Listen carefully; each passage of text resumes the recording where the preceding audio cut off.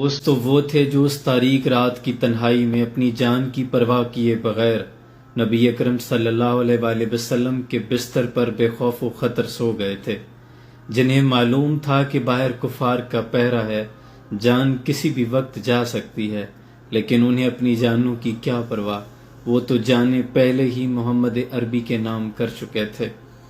دلوں کو مرکز مہر و وفا کر، اسے حریم کبریا سے آشنا کر، جسے نان جویں بخشا ہے تو نے، اسے بازو حیدر بھی عطا کر۔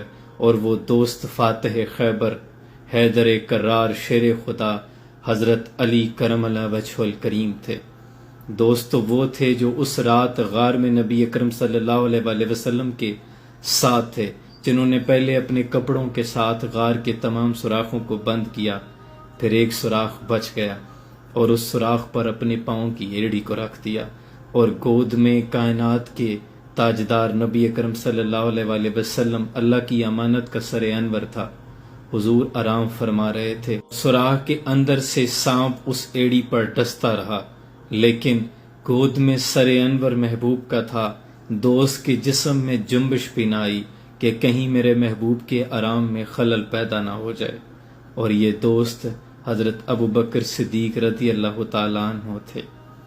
کیا شان حضرت عمر بن خطاب، کیا شان حضرت عثمان بن عفان رضی اللہ تعالیٰ عنہ کی۔